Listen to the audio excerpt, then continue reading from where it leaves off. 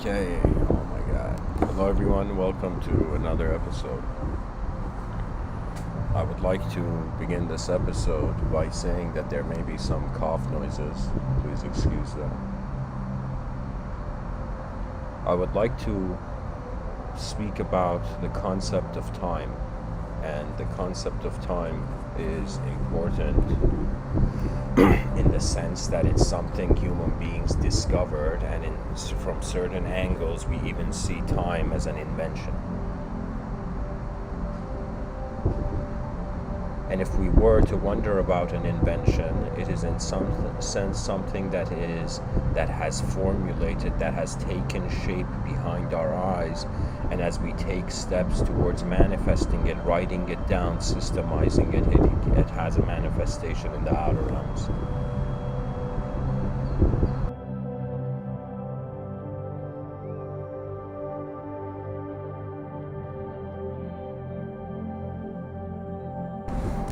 The title is "What if the future found us?" And so it is a very strange concept, because it considers that the future is already existing. You see, I caught on to a sort of, you can say, pattern relationship in the human psyche. I noticed that any moment in my life, even right now, when I think about the past is a memory, but at the time of the occurrence, it was the present. So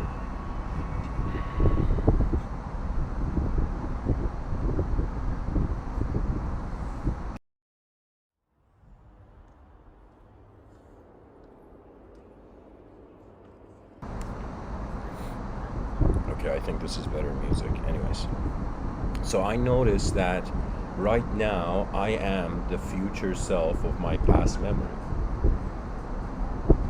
When I remember yesterday I gave a talk, I am the future self now of yesterday, of who I was yesterday, and in some sense I have access to that memory. So just like how I have access to my past memory, sometimes I wonder, what if who we are being right now is simultaneously being the memory of our future self?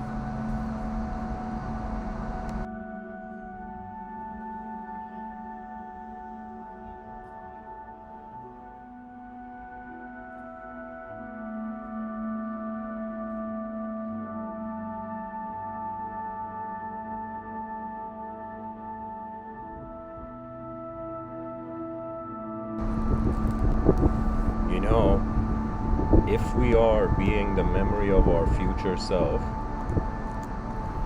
we can in some sense be a memory under the attention of something that has already happened.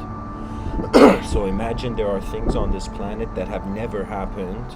That is one side of the spectrum. And then there is things on this planet that have already happened. Imagine all the inventors, all the speeches, all the human beings that communicated on this planet from the beginning. All the contributions of humanity so far, they are things that have happened before. For example, I was born, before 1991. The world, the future, the world was already walking towards a future. In 1948, as I was reading earlier today, the Universal Declaration of Human Rights was established. So in some sense, human beings have had a collective purpose, but they have not been a collective intention, but they have not been motivated towards it. And I find that the reason we have not been motivated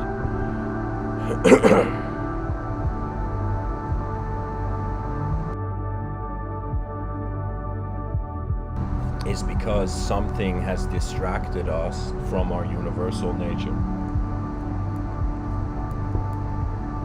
This is simply it, and the way I approach reality is that from angle it doesn't have to mean anything.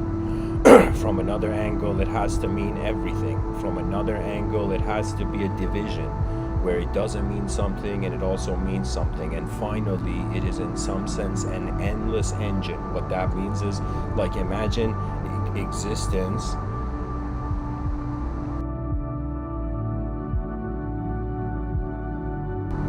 or the truth of existence is like a card dealer, let's say at a game, card game, and the dealer is still shuffling the hand, and you don't know what hand you're given.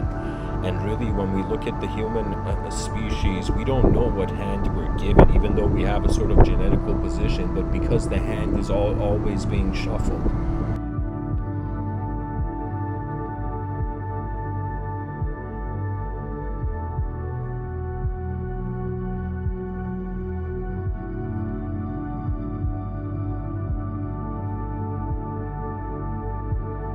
If the world had a mind, it would be changing its mind all the time, pretty much. That's what I'm saying. Anyways, the human being is pinpointed through time. We look at human beings and we say, all right, that person has a past, that person is inside a present, and that person is going towards a future. When we look at the present, we consider that the awakening of consciousness. That means before we have a reality that there is time, there is just attention in existence. What that means is consciousness, before it identifies with a certain circumstance or a conditional realism, it is in some sense awareness as space. So the first thing that human beings are aware of, it's like we are a life form, and so the life is aware of the form before the life becomes the identity of the form.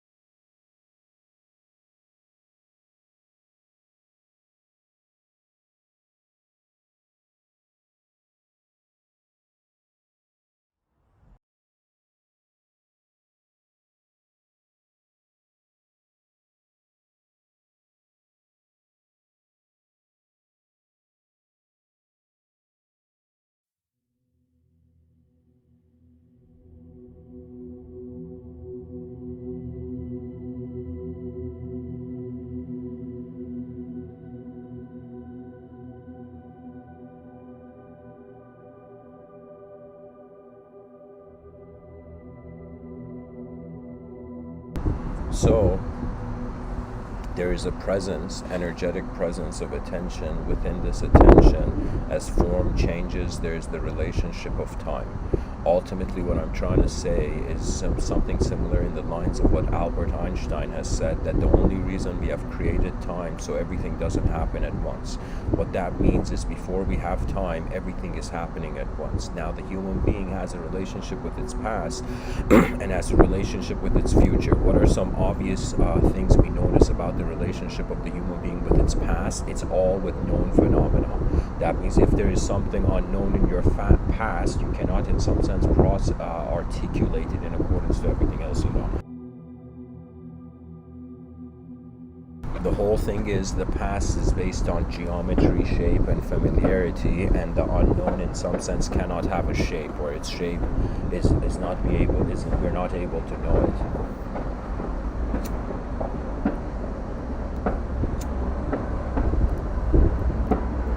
So if time is happening all at once, guys, I think I've lived to see it. I think people are celebrating my podcast with fireworks in the distance,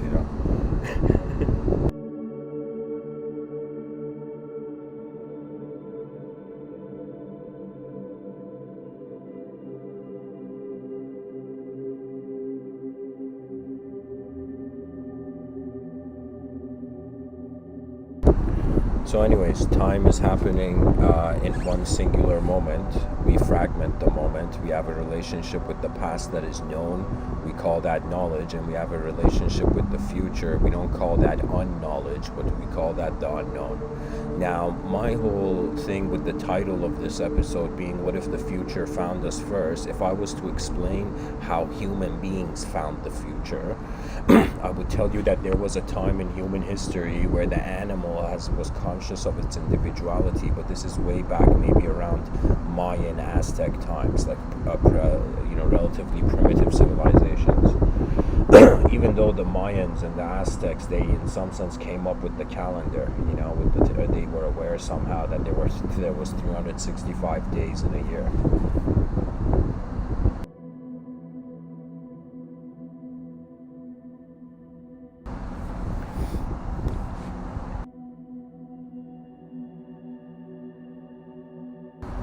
But something that was going on with the primitive, you could say more primitive man, the more primitive mankind, was that, I don't remember who it was saying this, I don't know if it was Terence McKenna or Jordan Peterson, but one of these gentlemen was making this point that when we were evolving in human history, their personality and identity hadn't been stabilized, and what we call thoughts and civilization 1.0 currently, like what we say, yo man, I got a thought, I had an interesting thought, I had an interesting idea, how we simply just say we had a thought. Back in the day when thoughts were arising and internal inner realm objects were becoming clear, the human being had no idea what a thought is, so it came towards man as a command. So what that means is, for example, in regards to the sacrificial sense of ancient civilizations kind of sacrificing people to the gods and all of this, or the brutality and violence we would find, it's as if there was no discrimination between what was inner realm and what was in the outer realm, because this discrimination wasn't there, they couldn't tell what was real. So a person could imagine, like for example, could just have the thought of, for example, throwing a spear into the air, and without recognizing that that's a thought separate to the viewer within, in some sense the person would automatically throw the spear. So what I'm trying to say is there was this relationship of not realizing where an antenna and when internal events would take place, we could not discriminate if they were real or not, or if they were us or not. That's what I'm trying to say. Now, I find that through intellectual circles, the concept of the future was discovered. Human beings actually had no sense of the future because we were not in control. Nature was in control. It was only when we separated in a special way through the administration of the unique consciousness found within the human being, that we began taking control of our lives, and we managed in our inner realms to visualize how the world would change. Right, so I'll give you an example. Before I gave this talk, I had a sense of the title. In my inner realms, I perceived certain events and content in regards to the title of this episode. Then, in accordance to what I had seen, I came and turned on the microphone and started talking about it. Right, so it was in some sense an internal life. As if my inner life is happening faster than my outer life, and that is why the body knows what to do in the moment. But if the inner life is happening slower than the outer life, you won't even have a conception of the future. You won't even care to do anything, because it's like two states. One state, man's intelligence is moving the world. In another state, the world is moving our intelligence. If the world is moving our intelligence, we might as well be invisible or not existing, because it is the world's causal movement. But if man, in some sense, has retaliated it with his free will and consciousness and being an individual towards the outer realms, we have a control over our self-simulation, and in some sense how behind our eyes that world appears. Now that world can skip, can teleport. What that means is, just like how somebody can call you out of nowhere and give you news, that news becomes reality that just arose when somebody had the intent to share it.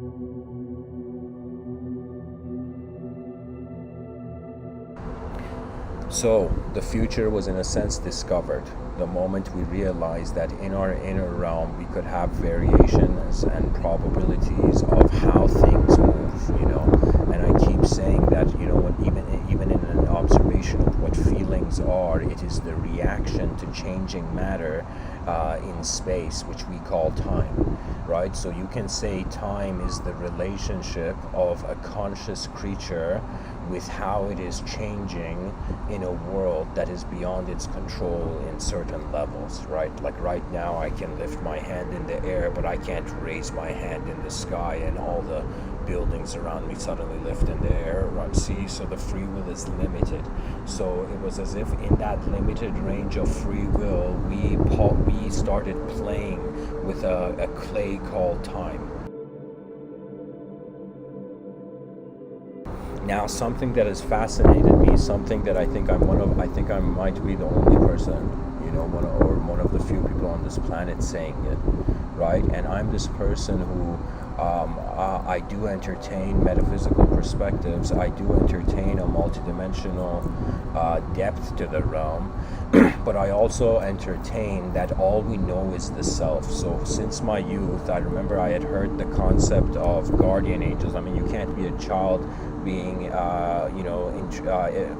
growing up in a religious environment and not to fathom, subjective constructs such as angels, such as the divine, such as miracles and whatnot. So all of this stuff has been a fascination from the beginning of my life till now, to be like, okay, why is this imagery even there in the moment, right? And I can't tell you, I have been privileged in this lifetime to meet people who have been actually living in with a certain intense realism in context of metaphysics or spiritual. That means, believe it or not, I've talked to people who they don't, just like how some people so casually know themselves to be a temporary being, I've talked to people who so casually they know they're like eternal beings, to a point where I'm like, no way, this person's eternal to himself,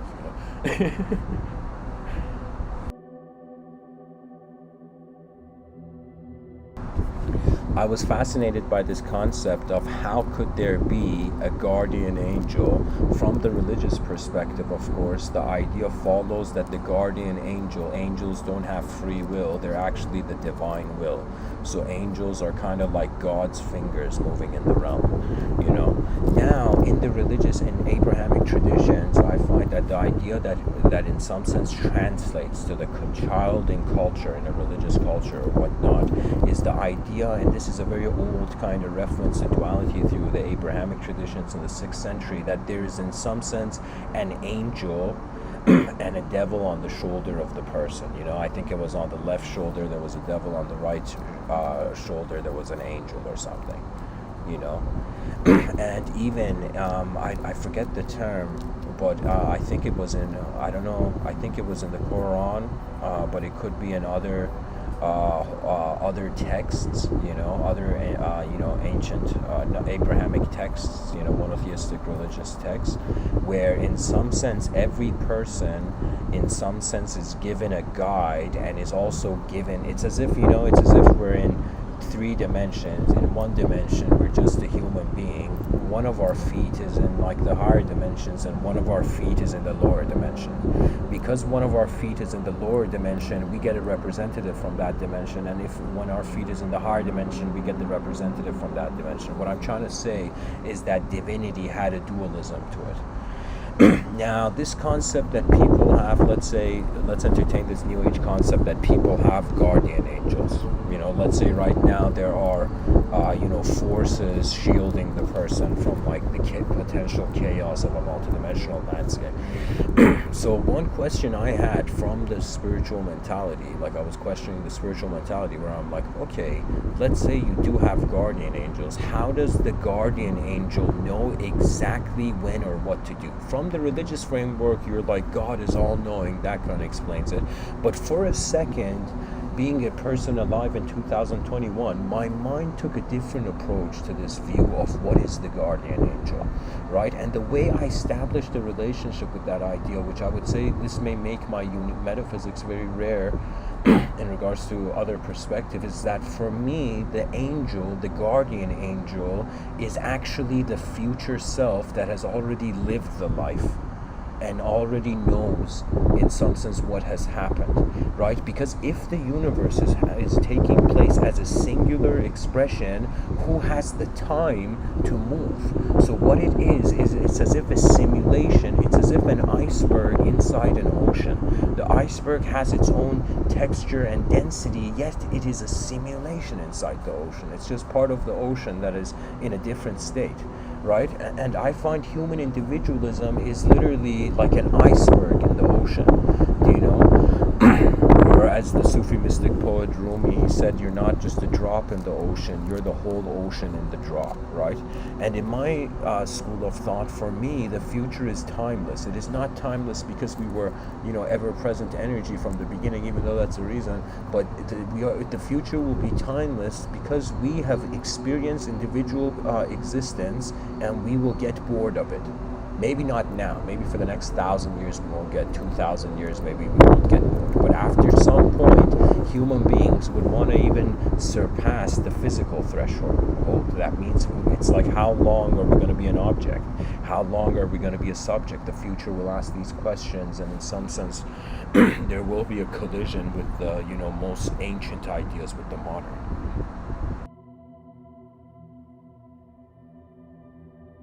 So what I'm trying to say is that the future self is accessible. It is right here.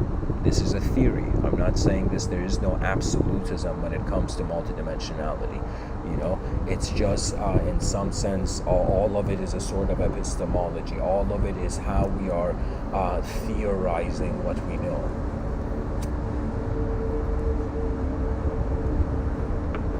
People talk about facts as if the world is a photograph that never changes. Even the constants in science change, but the constants change at such minuscule levels that it's kind of maybe unnoticeable, but reality changes. There is no way the world is the same when there is new input. It's just like cooking. You can't add spices into the cooking and not expect that spice to have an influence on the texture and quality of the food. And the type of realities and manifestation that take place does have an influence on the collective, but the collective holds a conscious position superior to the individual. So here's the challenge of a person kind of meddling with identity and time, both the past and the future, because there is a collectivism that is beyond the humanist, beyond the human perspective, right? So what does that mean? That means in the middle of a man believing in God, in the middle of a man believing in other dimensions, in the middle of a man's life where he is perceiving all these different inner realm architectural kind of positionings, it's as if at some point our individualism will notice the collective, and the collective will notice our individualism. This is the reality. What else can happen? Individuals become collective, collectives become individuals. If an individual, let's say, cannot become collective, what happens? The individual enters the void. What happens after the void? The individual keeps arising. So individual life takes place until we have noticed the value of collective life. But in the outer realms, we don't have that many collective movements established. Maybe in the memory of the species when armies were going to war, or there were collective events or strides in society and civilization, or even on battlefields, collective movements, that was maybe a unition. Maybe that was a sort of unity with the moment of being, where we're all going to the same place, and when we acknowledge it, our destiny becomes our strength.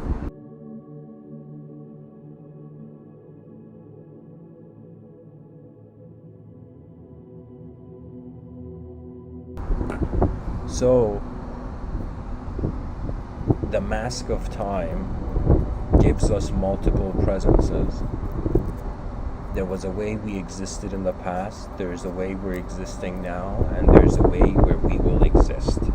Now, at the beginning I said, if right now I am the future self of who I was yesterday, and as the future self I'm remembering the past memory, it's like again wondering if whatever thoughts I'm having imagine right now in this instant that I'm saying these words on this live stream, right? In this instant that I'm saying these words, I am being the memory of my future self. regardless of whatever I do.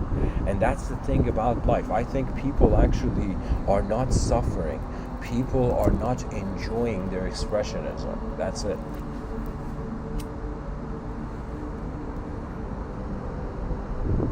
And the future self can be a collective being. That means there are some beings, they're like, yo man, is your future self a time traveler that's like has cool gear and technology? And the person's like, no man, my future self is the universe. That's just how we evolve as the brilliant, from the brilliant work of the poet Rumi. You know, he shares this quote and he says, I was a mineral. I died as a mineral and I became a plant. I was a plant. I died as a plant and rose to animal. I died as an animal and I was man. Then the poet Rumi, this Sufi mystic from 700 years ago, he says, why should I fear death? When was I less by dying? I shall die once more to soar with angels blessed, but even from angelhood I must pass on to that which no mind has ever conceived. What that means is the ultimate destination of the human being is actually, I should say differently, the ultimate destination of consciousness is to go beyond the conditions that it is being. That means we're going to evolve beyond ourselves, literally. But not now. Now it's like maybe a couple thousand years or something.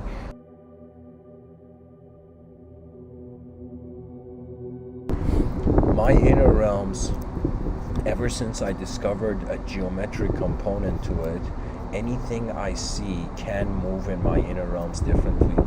Anything, even words. Even right now I'm speaking, I hear my own words and they animate different images in my inner realm. So imagine having an image in your inner realms and then vocalizing that in the outer realms. The moment you vocalize that in the outer realms, that image enters your mind again, causing a new image to pop up. So something one can say is that the act of speech is in some sense to stimulate, believe it or not, stimulus. Or maybe I should say different. to in some sense constantly throw a rock in the pond, and as the wave reaches the end, you throw another pond, or another rock. And if you were a very transcendental being, you might throw a pond at a rock. I don't know.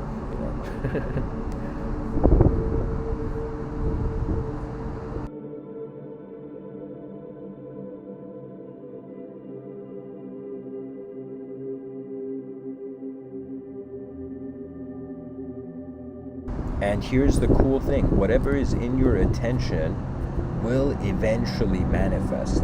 That means it doesn't matter. You know, if you say to someone they're a good person and their attention is on how they're a good person, they will become good.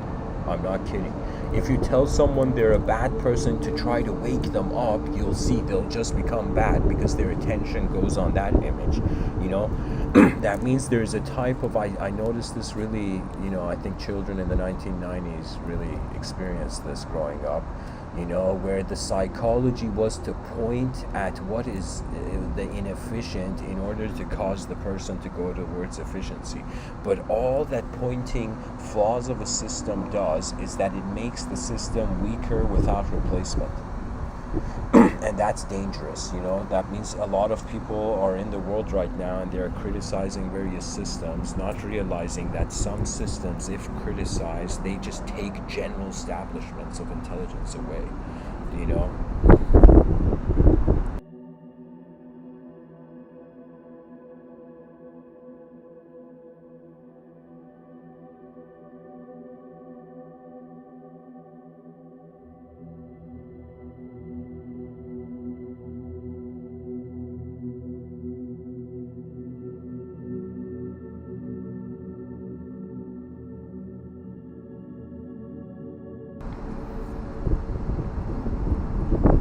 You know, the metaphysicist is looking beyond the physics, and beyond the physics we are asking, how else does matter move? One way is the laws of nature in the outer realms, but behind our eyes in our inner realm, how the design and geometry and the image, the design of matter can change, is in some sense with the forces of our context. So how we have accepted the world. That means if you right now accept that the world is multidimensional, you cannot fear a singular dimension of it. If you accept the world as empty, you cannot fear any sort of duality of it. You know, there's so many ways where we can neutralize identity by changing how we look at the whole system.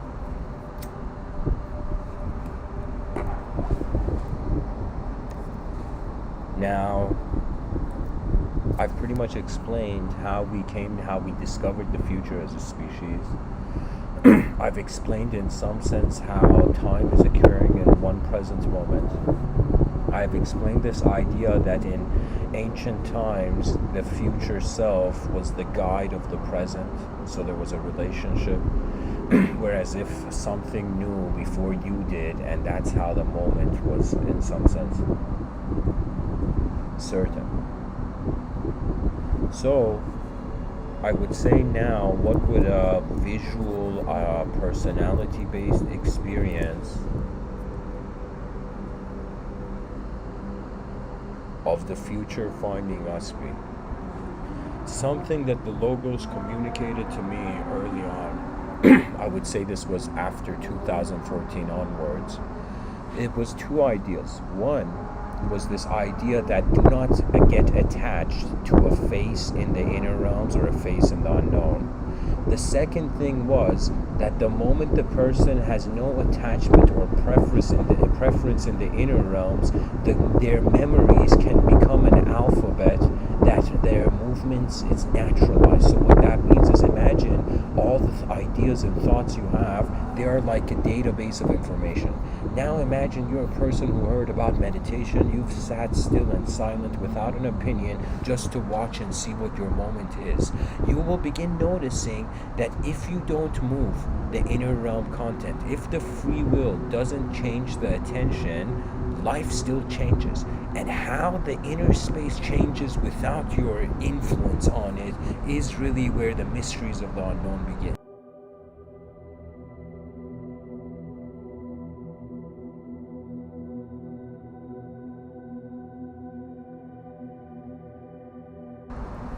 One example of the future finding us, a time traveler coming back.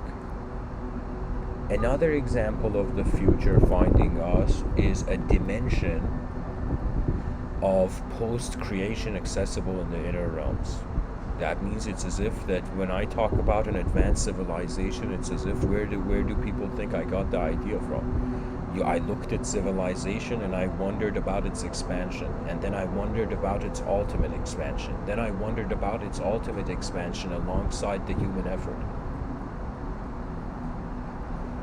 And you know, geometry is there in the world. It's like ideas are possibilities, and when we act on them, we in some sense animate our mind into the outer realms, into a physical phenomenon.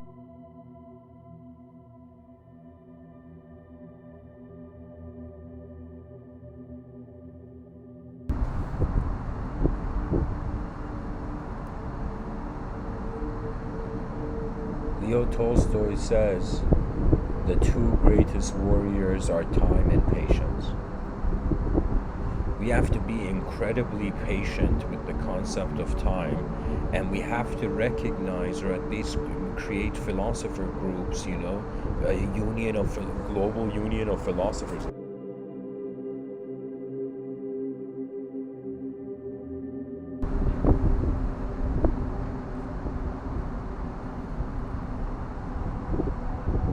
And we reformat what time means to us.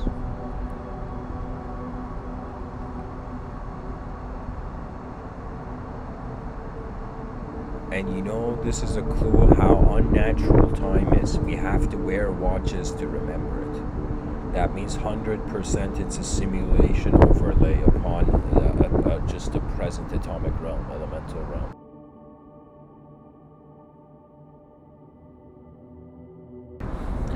I want to share some personal experiences I've had. These are very abstract ideas. I encourage the listener to not think that these are my absolute perspectives, but rather moments where I have just witnessed a relationship in my psyche, or a relationship of my psyche, of what it is that is speaking to you right now.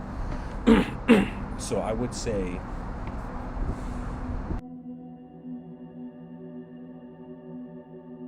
one relationship I've had with what I have fathomed was a future self, was that in various automated states where, just like how we're breathing right now, we don't think about the breath. Right now, as I'm speaking, to be honest, I'm not like 100% thinking about my speech. The words are kind of like on a sort of cruise control of the mind, being able to translate image into language and sound instantly, right? But anyways, what I'm trying to say is that one experience I've had, that through an involuntary state, that one day, I think it was in 2015, suddenly, imagine all the information of the outer realms aside, I just got a signal in my inner realms to, in the moment, be inactive. That means, imagine your inner realms as if the logos behind your eyes kind of poetically saying to you, stop moving, your parallel selves and other dimensions are volatile, And so imagine, like right now, your palm, if we were to look at the palm, the hand, everybody looks at their hand. Your palm is connected, your 5 fingers are connected to your palm and are an extension of their palm. Now imagine this notion of the oversoul, or in Vedic thought, Para-Brahman is the palm, and the Atman is the individual extension. They are the branches from, if the trunk is the soul, the branches, if the trunk is the oversoul, the branches are the soul, So what that means is, it's like a collective being is being multiple individual realities. One of its individual realities has realized that there's pressure. So imagine your hand is holding, okay, I'll give you a perfect example. Let's just continue with this palm metaphor. Imagine you have held like a lot of plastic bags filled with groceries, and you have to walk like 20 minutes, and these plastic bags have a pressure on your finger, as if it's like we haven't usually I put my jacket and then kind of put the bags on top of my jacket sleeve and then carry them, But I will tell you, let's for a second imagine we're not doing that, and we're just carrying a lot of heavy grocery bags, and from where we've held the grocery bags, there's pressures on our fingers, and our whole palm and grip is holding the bags. Now imagine this is a metaphor for reality, and the oversoul has held its individual extensions, has gripped onto its possible lives, Now, what would happen is, imagine one of the fingers has too many bags on it, and it's having so much pressure that for a second the palm has to either stop the simulation of one of the fingers, or all the bags have to go down on the ground, and then the person has to readjust the amount of bags that are being carried by the weight of that are on that finger. And this is a silly metaphor, but it works, And so it's as if, in order to release pressure from one dimension, another dimension becomes inactive, so energy more instantly can go into that parallel life. In 2015, it was 1 week that I had this inner realm vibe, where I felt that it was as if like the world soul had allowed me to be multiple selves, and I was not aware of the multiple selves, but I was aware enough to know that they were there, right? And there is, of course, just like how the body heals itself, for the mind there is a sort of healing of the universal body's administrative force. What that means is, what we call God is the health of space. It's how space is becoming healthy. And this may be an incredibly strange idea, because people would be like, Mr. Within, how is that? How's that leading to that? I'll tell you how it leads to that is that anytime a person realizes there's a collective awareness that energy is present beyond individualism, before individualism. The individual suffering of a singular dimension ends. So imagine the person got enlightened in one lifetime, and then they're like, "You kidding me? I got parallel lives that need to get enlightened too, and we all need to get enlightened at the same time, and all worlds need to have their attention to a singular focal point where then truth arises."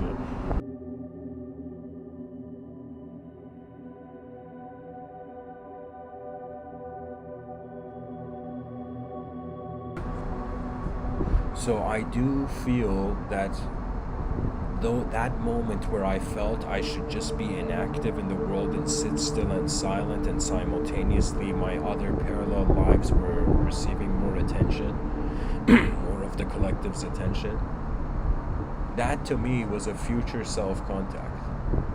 But it was not a future self-contact with an individual. It is how, like, with a collective being. I can't emphasize this enough. Individual humanism. This was a very hard conclusion for me to come to. Really hard conclusion. That means even now I'm saying it to you. A part of me wishes I can doubt it, but I've seen the possibility that being human is a phase. Because what can happen? Either we're going to, solve overpopulation through an interstellar remedy, an advancement of technology and resources, and pretty much what's the human being going to do? Just have sex all over the universe. Just repopulate the whole universal sector. What else can we do as an existential phenomenon? We do have an opportunity to be in a sort of symbiosis with higher dimensions that cannot blind us ideologically.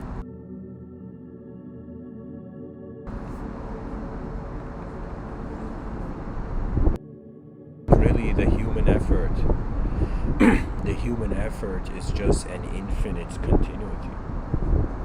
That means you want to be human, infinitely continue in your framework, whatever biological framework you're in, keep surviving as a biological entity. But I feel the moment we recognize there is something more to the biological entity, and the biological entity is a vehicle for collective rhythms of intelligence on the planet, it will be a very rare time in history in the future where, for the first time, in regards to all the spiritual contexts active on Gaia, I would say it would be a time where people will realize that there is not a singular soul to people, but there is actually a collective soul. Right? Because this is the notion. In Vedanta, what was it? It was like, again, the Atman and the Parabrahman. The individual soul and the collective soul, the individual intelligence and the collective intelligence. The individual intelligence has become ignorant because the body is the only thing we're seeing. We don't have another opinion on the other, or we tend to, at least bash our opinions on multidimensionality for some reason on this earth.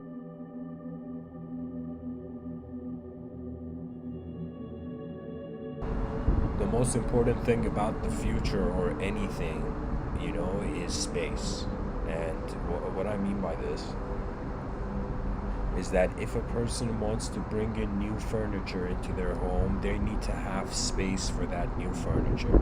If we're living in a civilization that is endlessly trying to be cool and fit into the past, we do not have space for the future to arise. So there could be this very big issue in how egos are taking shape in the realm where the future is not being allowed because the past is trying to stay the same. That could be a mistake. And I'm not saying we don't value the past, but we archive it. For me, all ideology on this planet has a geometric value regardless of how we feel about it.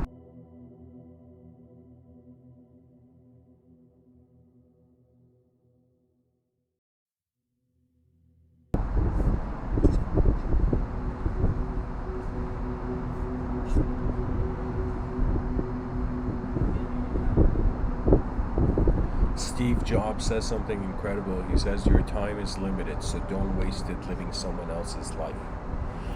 And that someone else's could be cultural ignorance.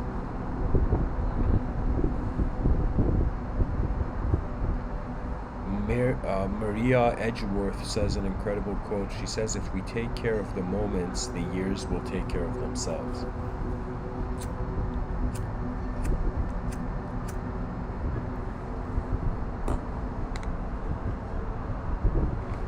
You know, Arthur Schopenhauer says the common man is not concerned about the passage of time. The man of talent is driven by it. Yeah, time can be the most inspirational, motivational coach. You're just realizing your mortality. Or in some sense, it could be a sort of being pulled by forces beyond your control, and what do you do? There's so many types of minds just arising every day. A new human being is born. It means a new way the universe will be looked at. And if the past's voice is louder than the future misses out. If the future doesn't care about the past, the future misses out. You see? So if the past doesn't care about the future, the past misses out. If the future doesn't care about the past, the future misses out.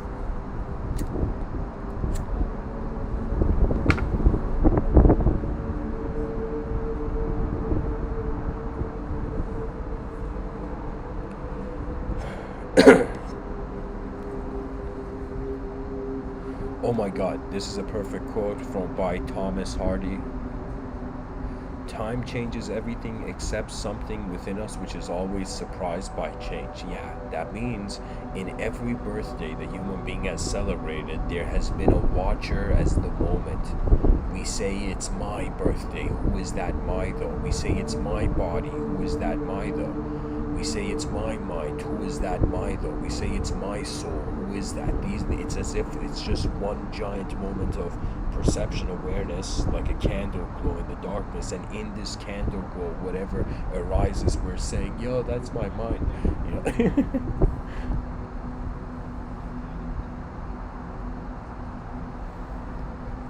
I feel when the future finds the person, it is equivalent to in tapping into an ever-present intelligent flow. If the world is multidimensional, it could imply, hypothetically, it could imply that there are invisible mountains. We just can't see them or can't notice them. There's invisible cities, towns, hidden, like for example in Tibetan Buddhism, there was a hidden city called Shangri-La,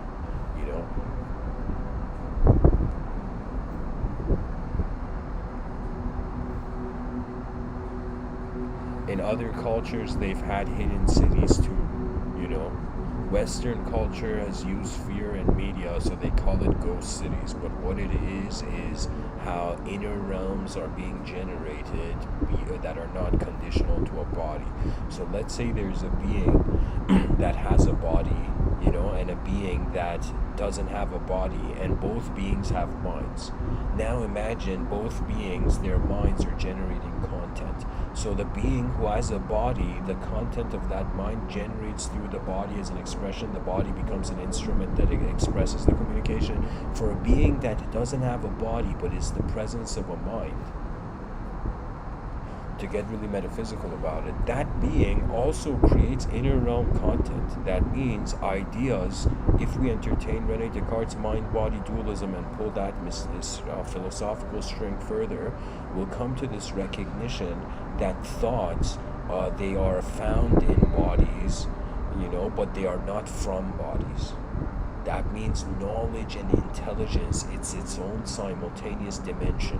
What that means is imagine two rivers from two different dimensions in one moment. Just like we have two eyes that see the same two dynamic dimensions simultaneously moving.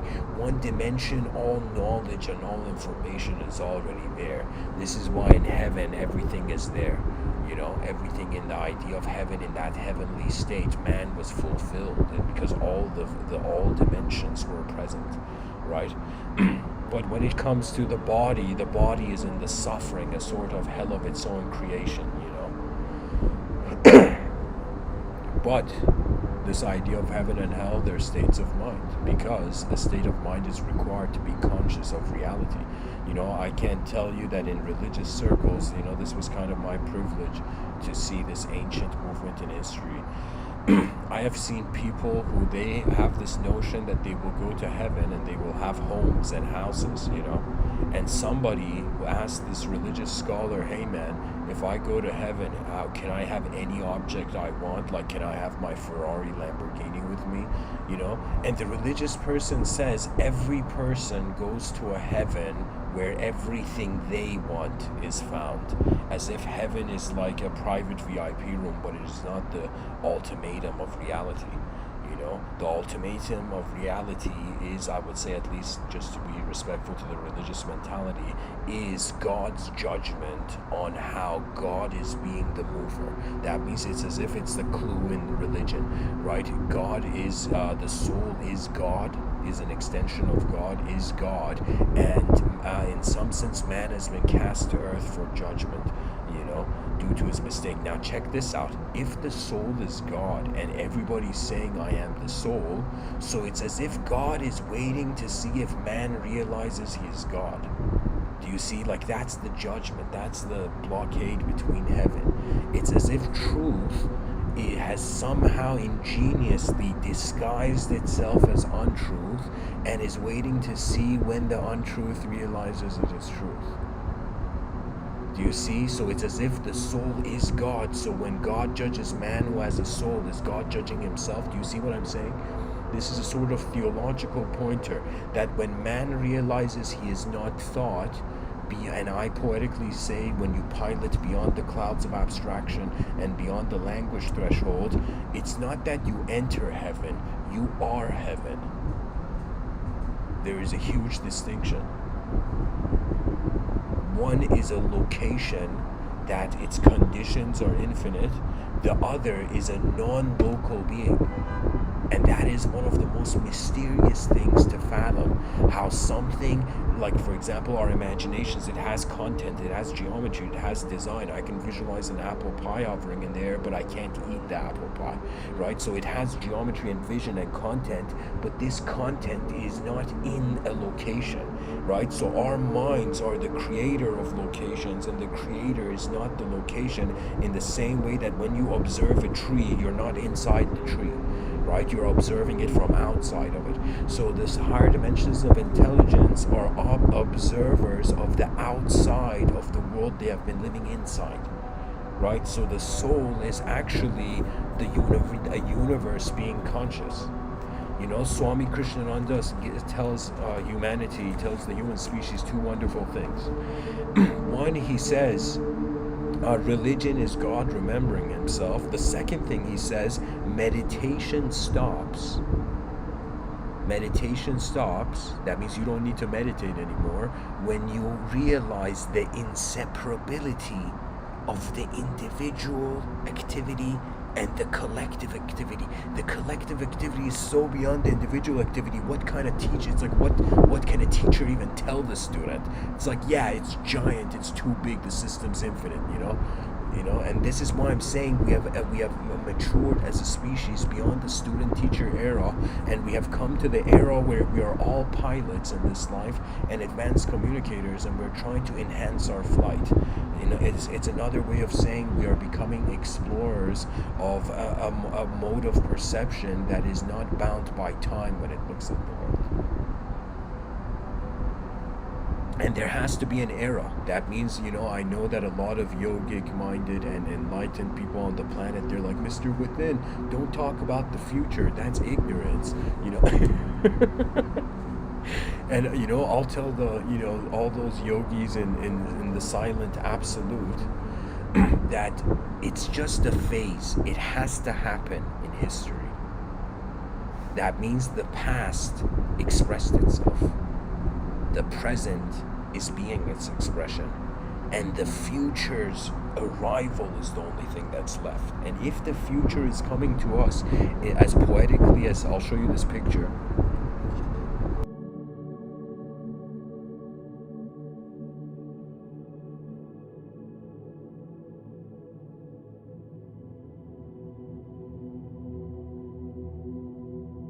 There is a remarkable picture, you know, where, you know, the emperor at the time forced Michelangelo to pretty much, you know, The authority at the time forced Michelangelo to draw pretty much this next level artwork on the Sistine Chapel, religious art.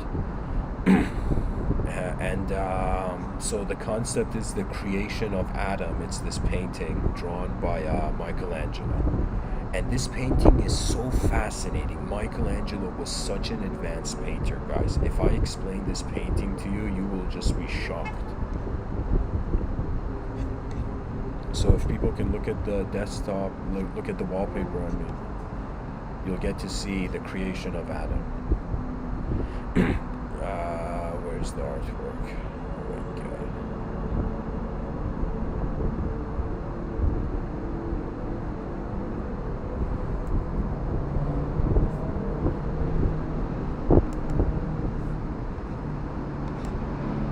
There we go. So this is the picture that is drawn on a wall. That means imagine you are such a badass artist that you're drawing on ceilings. He drew this, Michelangelo drew this on a ceiling. So here's the thing where I want all listeners to pay attention to. So pay attention to how the guy who's sitting on Earth, his elbow is rested on his knee. And the picture of the man who's trying to, in some sense, touch, it's like the God that is trying to connect with man. If you see, it's as if God is trying to touch man's fingertip, but the person who's sitting there, it's as if Adam is oblivious. It's as if he's just sitting there. He's not going towards any God. He has no conception of a faith and unknown universal intelligence. So in some sense, it's as if the Adam doesn't see how close the truth is, And it's hilarious. If you look at it, you can see the angel that is looking from the left of God's shoulder in this picture. That is Archangel Gabriel, the messenger, the divine force that in some sense had a relationship with the individual identity. You could say it, if when I say we're antennas, you could say Archangel Gabriel was like, higher dimensional tech support, for antennas, like that. I'm just being, humorously poetic. But what I'm trying to say here is that the divine reality was there, man did not recognize it. And it's kind of like how Rumi says the ocean, or sorry, not Rumi, there's a quote by Kabir. He says, many know that the drop merges into the ocean, but few know that the ocean also merges into the drop. That means it's not the microcosm that is just caring for the macrocosm. The macrocosm is caring for the microcosm. It's as if there's a reason gods were watching man, because they could do nothing else. That's just what the macro does. Pays attention to the micro, and the micro pays attention to the macro, and this cycle endlessly goes until the person realizes unconditional freedom. Unconditional freedom means there is no one to, in some sense, going through. There is no. Here's the thing. I say it like this. I say the Buddha. It's like you go through an individual. There's an individual hell.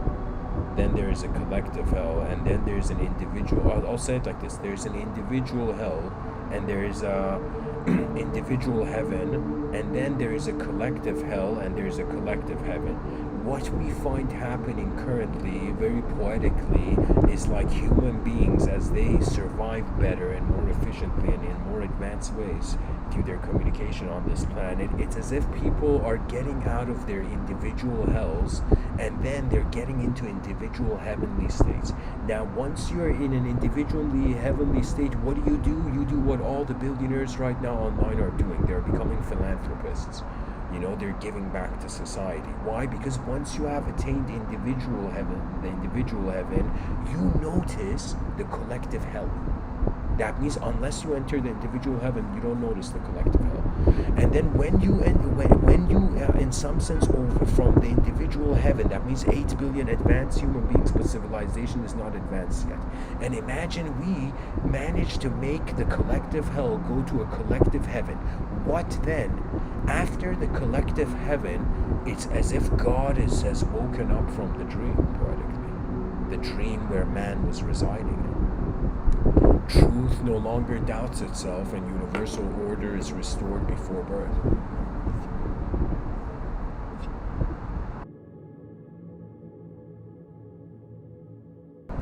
That means imagine a realization, poetically, in this lifetime that shifts your whole notions on how you as a being have journeyed in the space-time continuum. And if you're a Buddhist, that journey is pretty long, right? Like, I'll share with the listeners a yogic story. There was this yogi, I forget his name, but the story is in the Puranas written by Rishi Vyasa. There's a yogi. This yogi knows about enlightenment, and he has this view that the whole world is a simulation and is a dream, you know? And so he's sitting in meditation in a samadhi state, and he's trying to not get distracted and pulled by the material realm, where a cyclical ignorance is there, right? So he's kind of like a very self-aware human being trying to be in a state, and he's trying to be in a samadhi state before he dies, so he doesn't get thrown or like a projectile hitting something and bouncing back. He doesn't, in some sense, get lost in his ascension. And so this yogi is in this deep meditation, right? And suddenly one day he notices this pregnant deer, in nature, like this pregnant deer running away from a tiger. And this yogi is sitting on one side of a river. The deer from the other side runs into the water. Midway in the water gives birth. And in some sense, the tiger doesn't chase the deer. And this yogi just stands up and saves the life of the baby deer. Okay? And let's call the baby deer Bambi. You know what I mean? But whatever, like, he just saves the baby deer's life, and he begins nourishing the baby deer,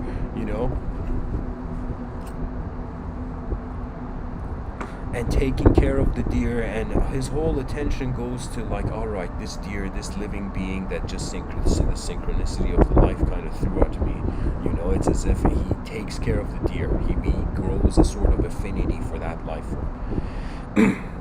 Now what happens is this yogi is reaching, without him knowing, he's reaching the point of his transition out of this realm. And what this yogi does is, in some sense, he's in samadhi, sitting in utter stillness, silence, and last second, and the deer is right beside him, and last second before he's about to leave his body consciously, the deer runs away, and his last thought, poetically, is the deer. So his last thought before he leaves his body, in this yogic text that I'm relaying the story of, his last thought is, where did the deer go? And he incarnates as a deer, but as a deer that has all his memories from all his lifetimes, right? So he's in the body of a deer, but he's like, he has the awareness of his whole universal memory. He has access to his universal memory. So, what happens?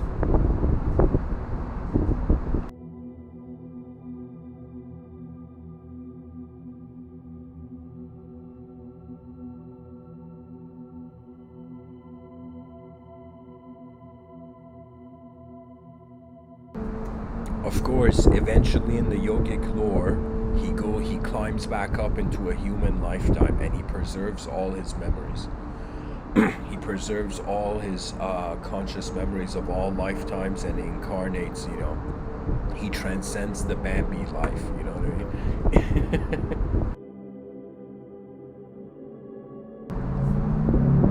And that was a very profound story. That was a story of an implication that how you live in this life, it's like right now how you're living is creating your body in the future. This is something that Guru Padmasambhava says, and right now actually I'm going to go into a quote tunnel of Guru Padmasambhava. You know, he's to me one of a figure that has to be taught in schools. Like, I don't know why school teachers are not talking about Guru Padmasambhava. You know, imagine a substitute teacher comes in class, you know, and it's like, all right, kids, today we're going to try to unravel, you know, the transcendental reality behind this figure who is known as the second Buddha in Tibetan Buddhism. A very divine being that at the age of 8 manifested at the center of a pond. That means he didn't have to even be born in this world. He was so badass, you know. And I'm just saying this to a youthful audience, but really, divinity is not just it's not just like a video game where that's just automatically gets to destiny. Like I don't know how to say it. It's like divinity is noticing what is moving in emptiness. To be honest. To be honest, that's what it is.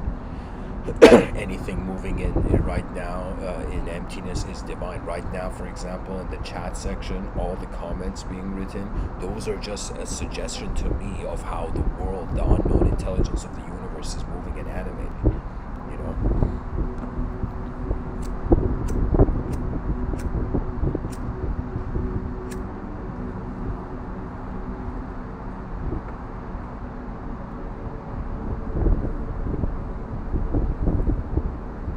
Until the end of time, we will have a relationship with an unknown, invisible other. As long as there's minds there is abstraction being identified in the inner space, I am telling you, there will always be a relationship with the logos. The logos is like, sorry guys, I'm living here too, you know.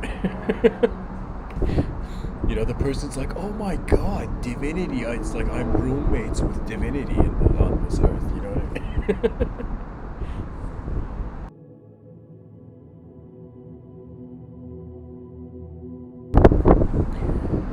My attention is going to a lot of ideas. Let me see where I can take it.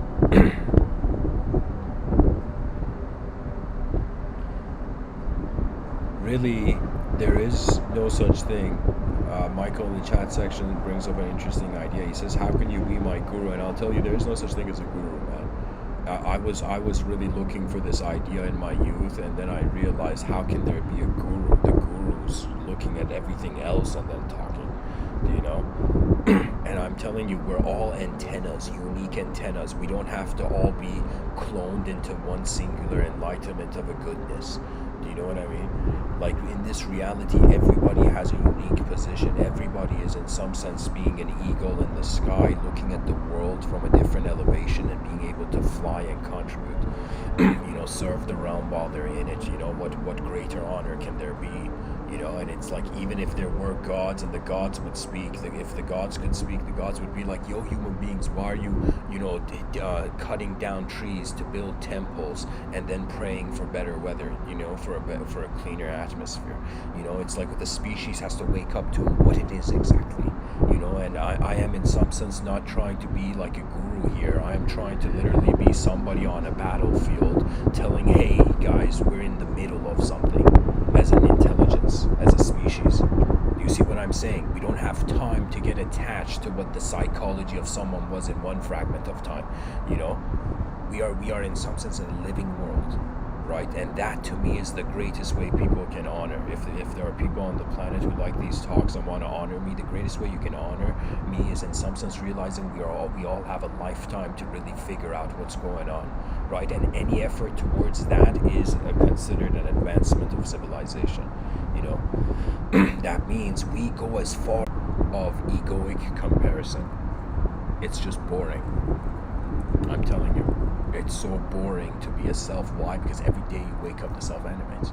So eventually the attention goes to something deeper into the moment. Now, to establish that relationship, you know, like it depends on what speed of inner realm movement you're used to. People have different preferences here, you know.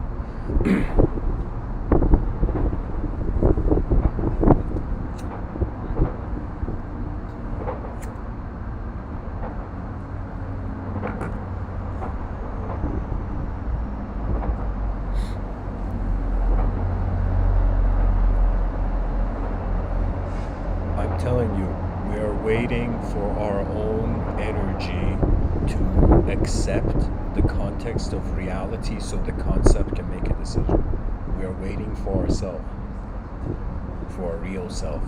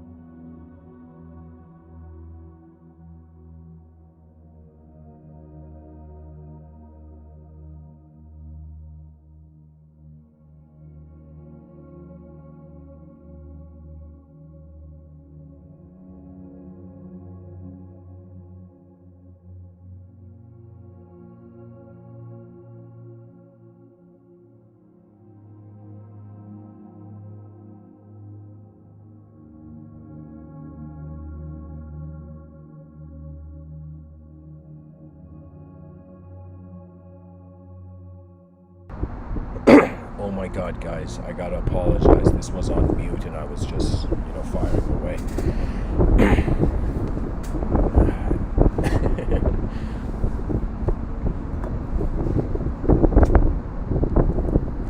quick recap of what I was saying in the last, what felt to me like 10 minutes or whatever. I was saying that the species will evolve beyond language.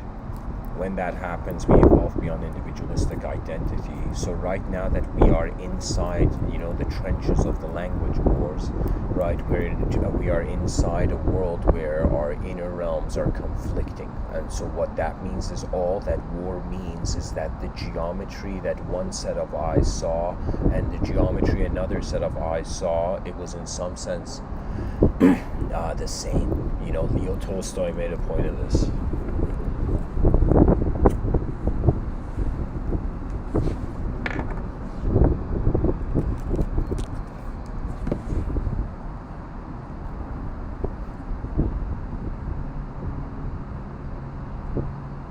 He said that in the Russo-Japanese War, the Russian Emperor, the Tsar, he goes to his people and he's like, God's with us, we're going to conquer the Japanese. And the Japanese leader leader goes to the Japanese,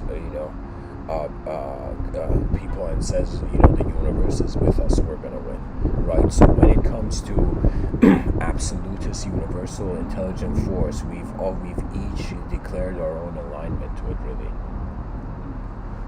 Every person is like a way the world is happening that no one other than themselves can really share.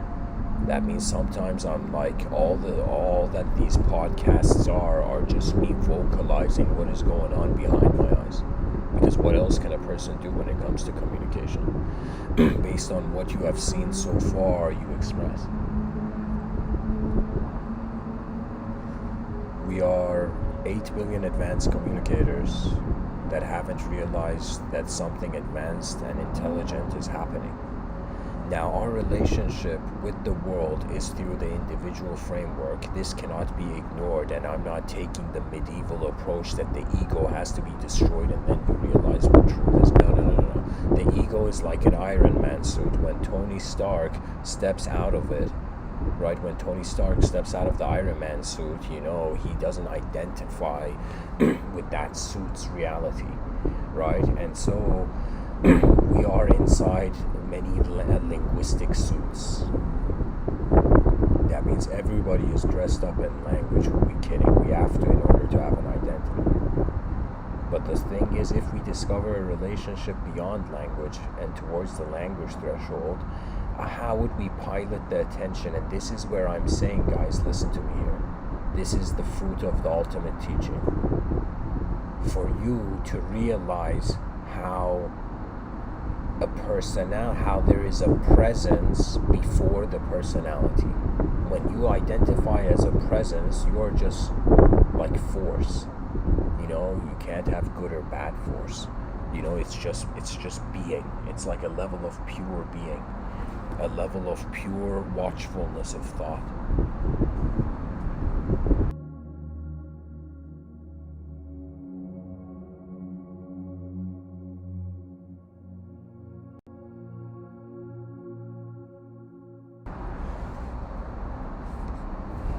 The future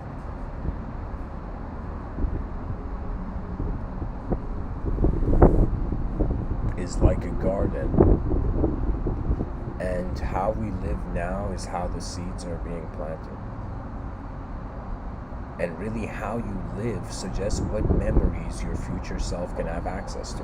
Let's say you're a person that you heard the concept of inner peace in this lifetime, and you're like, okay, whatever, maybe I've been a chaotic person, maybe I've not, but let me see, what is this inner peace?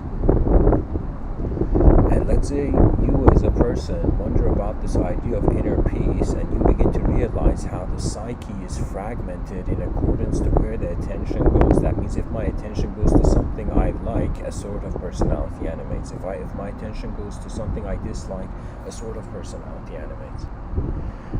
So where the attention goes, the world begins to move.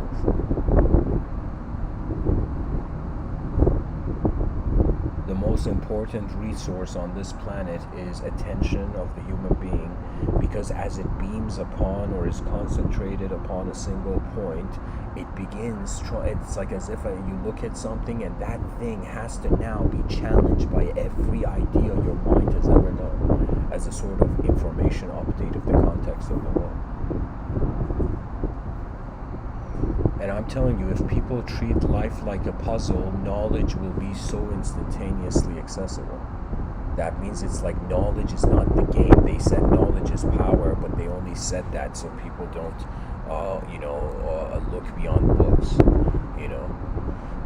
Knowledge is power in the sense that the person who has more information has access to more opportunities. But when I say, let's say true knowledge, let's create a statement and say true knowledge is the ultimate power. And what true knowledge is that nothing has to be anything. And anything can become anything. That is the true reality we're in. I'm not gonna lie, like, we are totally just looking at stuff from the beginning of time. And how this stuff means something to us, it is our work. So a round of applause for all the artwork the mind has created so far, whether it is in some sense suffering or whether it is joy.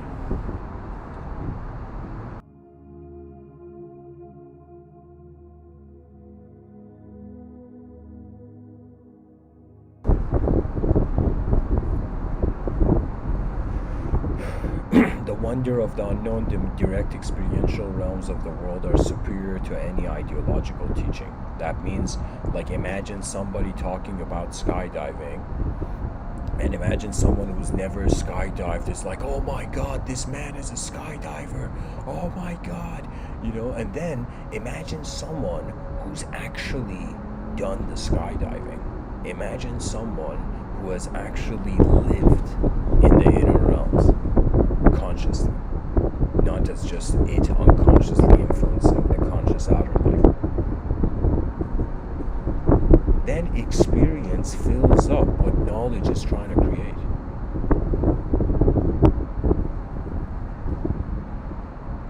And ancient times they would say the guru without is only there to show you the guru within, because whatever you see, like, the guru is a part of your moment. The guru is like an information alongside a giant landscape of information. It is your whole moment. It's your mind that is your teacher. And the reason the mind is your teacher, like a person's, let's say, whole moment of being, is their true guru. Why? Because it has been there with you from the beginning. That means my podcast is new. All these concepts I'm introducing of ancient times, these may come across new, but you have been there from the beginning with yourself. And if the person, believe it or not, has faith, and this is where faith becomes very incredible. You can have faith in the outer realms and you can have faith in your inner realms. Those people, for example, in the Mount Shasta area in America, where they feel they're channeling aliens, those are people who have an insane level of faith in their inner realms, right? Because they are letting another personality be them, right? That is an intense situation. That is like literally a contracted agreement, That means it's like we are here to be us because we have only one lifetime to see what we were, to see who we were, right? This is where the concept of loneliness or solitude changes. The person's like, wait a minute, it's like from the beginning of my life, from the time I stepped out of the womb to the time where I will step into the coffin, in some sense I am just alone. It's like everybody knows it's a solo piloting thing, this life. That's what survival is. That's why when things get extreme, the cornered animal psychology makes us kind of compete with one another, right?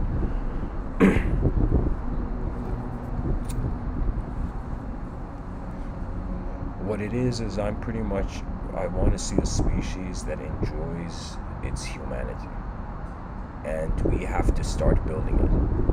And to build it, we have to go through a giant exploration phase. To go into a giant exploration phase, we gotta make the whole species stop evaluating itself. There's no longer any smart or stupid people. If the species goes extinct, we're all stupid. You know, if the species doesn't go extinct, we're all smart. That's pretty much the only way people should think about being stupid and smart. That in some sense, did the value of what was continuing, in some sense, update towards its greatest possibility, right?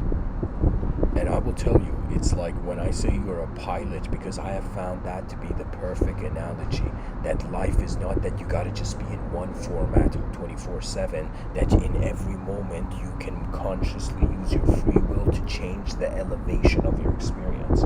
That means in a very complex moment, you can suddenly pilot into being the simplicity of the moment. In a very simple moment, imagine the person's extremely bored, then their vision can in some sense fly into complexity.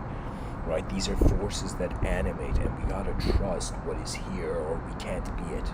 Like, that's pretty much, you know, the basics of it, I would say.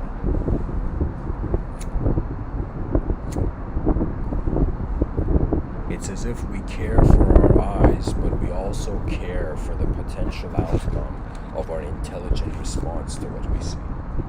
That means, I'm telling you, I wouldn't have to talk about an advanced civilization if we weren't being in one. Right?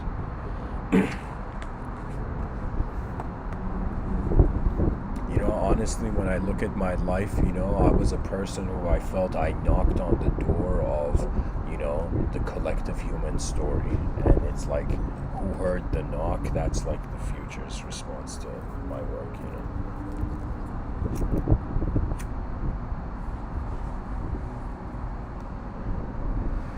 Okay, to say some remarks on the title and to end this episode. What if the future found us? You know, in the future, an advanced civilization will be so wise and poetically enlightened that it will allocate talent accordingly. That means if there's a genius in a part of the world, let's say like Good Will Hunting scenario, right, where the dude was a construction worker but had a mind for mathematics unlike any other, you know.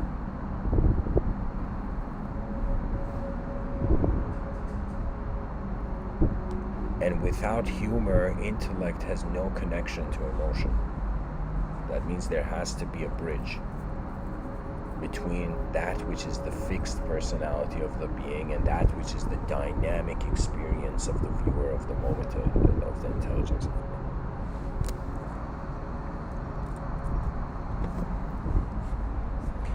the being. In the advanced civilization will be so incredible in my inner realms. I'm believe it or not, I've already lived in it. You know, I feel sometimes when I give these talks. This is what I mean, like the future has found us. Just the ability for us to fathom how complex something currently can become is a testament to how much we are pointing our attention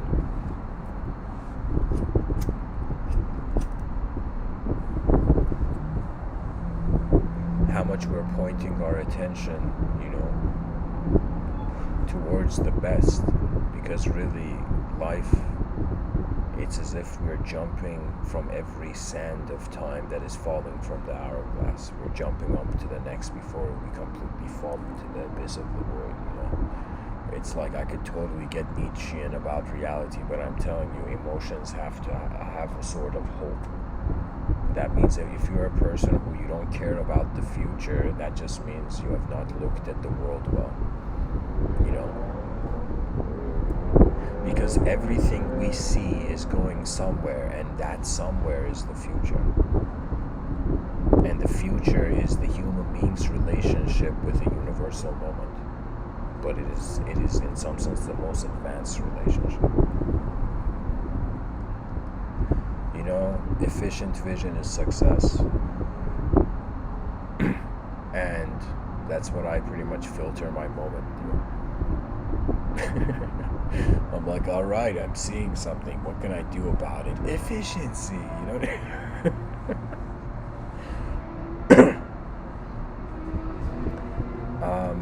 All right, guys, the talk, I could say, has reached the end. People can ask questions.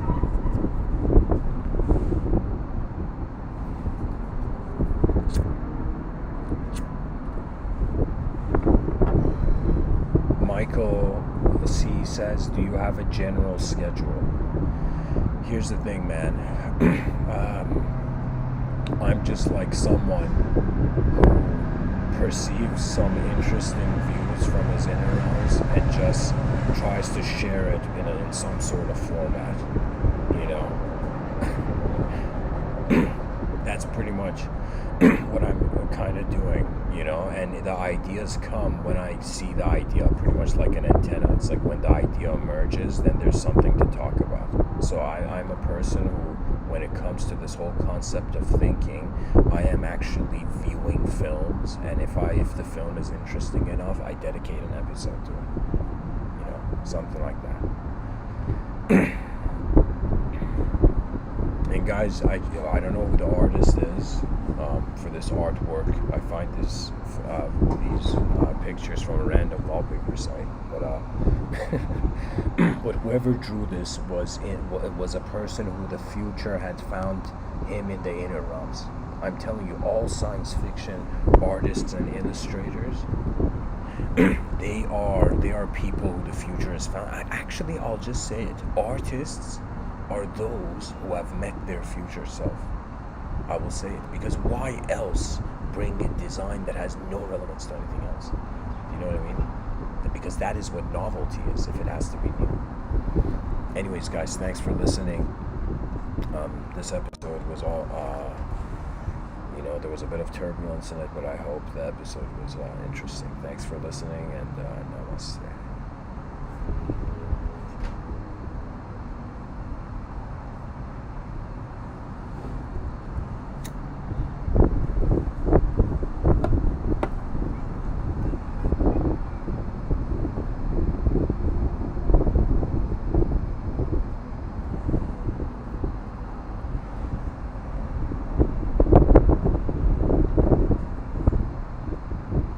And in order for a person to have freedom, the future has to already be here.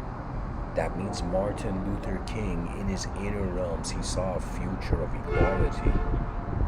You know, all the leaders in history, great leaders in history, they all saw a better possibility, and they had to comment on it, they had to say it, because that is the first